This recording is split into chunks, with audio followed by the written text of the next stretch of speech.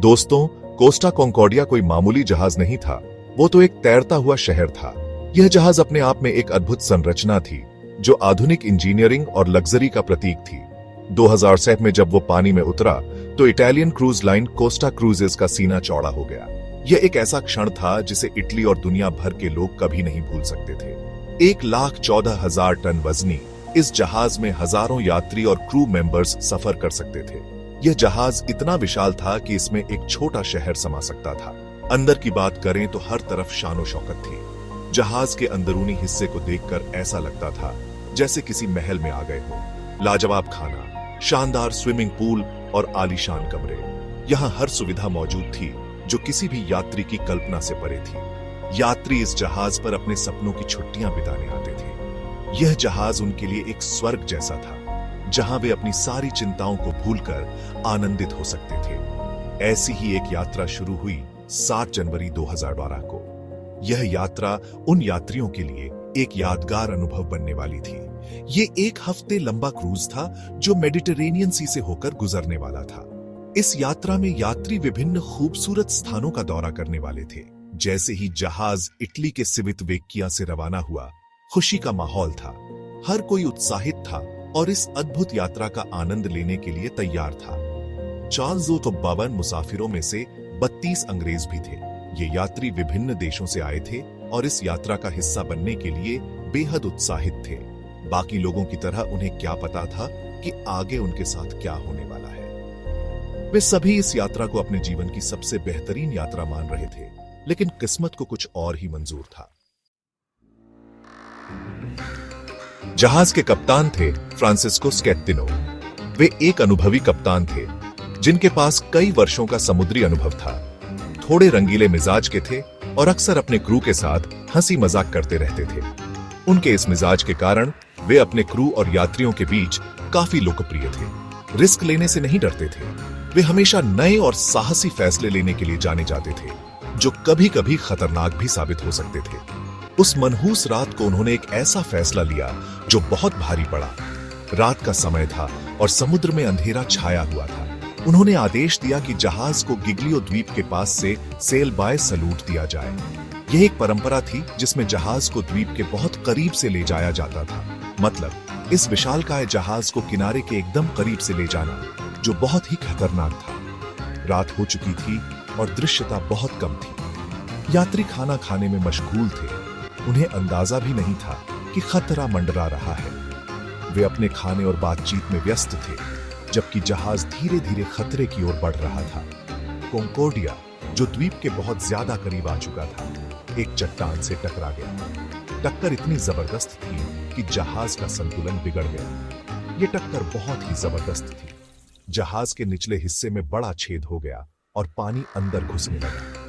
शुक्रवार की रात के 9:45 हो रहे थे और ये शानदार सफर बुरे सपने में बदलने लगा था। यात्री घबराने लगे और जहाज पर अफरा तफरी मच गई। इस टक्कर से कॉन्कॉर्डिया के निचले हिस्से में एक बहुत बड़ा छेद हो गया। पानी अंदर घुसने लगा और इंजन रूम में भर गया। जहाज धीरे धीरे एक तरफ झुकने लगा। अंदर लाइटें टिमटिमाने लगी। चीख पुकार मच गई। हर तरफ अफरा तफरी का माहौल था। कप्तान स्केत्तिनो, जिन्हें हालात की गंभीरता का अंदाजा ही नहीं था, उन्होंने जहाज खाली करने का आदेश देने में देर कर दी।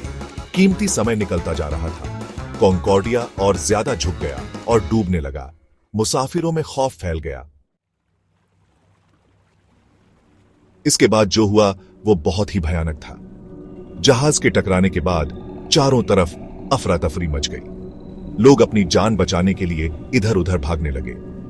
जहाज खाली करने का आदेश देर से मिलने की वजह से लाइफ बोट्स इधर उधर चलानी शुरू हो गई। कई लोग घबराहट में थे और उन्हें समझ नहीं आ रहा था कि क्या करें। कुछ लाइफ बोट्स आधी खाली ही उतारी गई।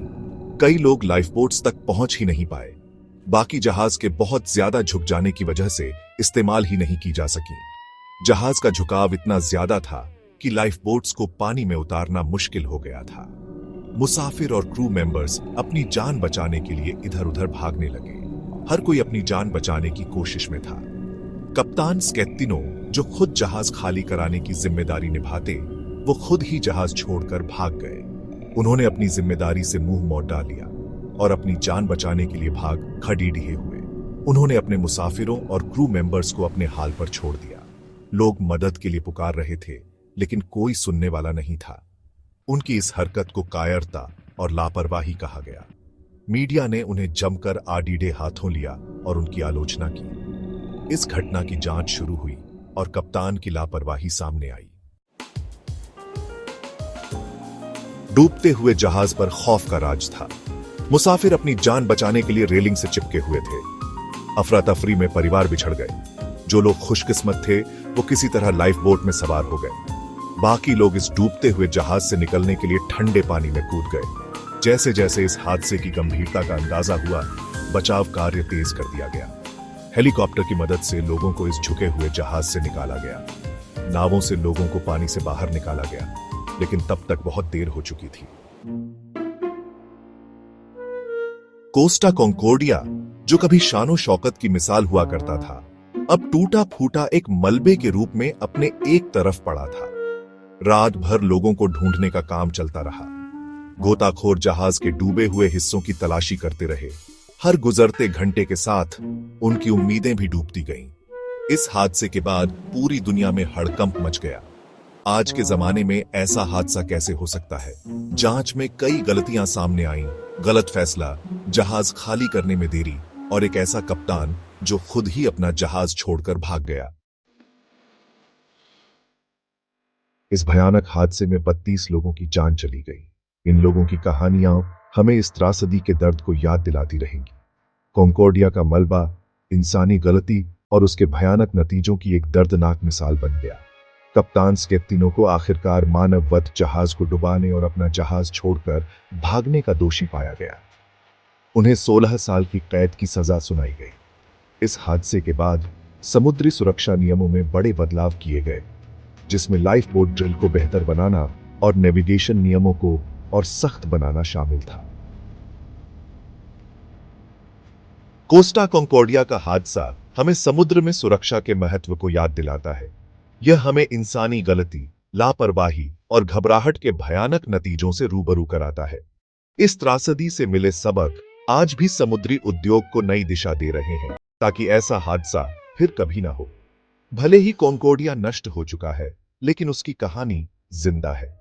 समुद्री इतिहास में यह एक चेतावनी भरी दास्तां है, जो हमें याद दिलाती है कि सबसे बड़े जहाज भी समुद्र के खतरों और इंसान की नाकामियों से महफूज नहीं है।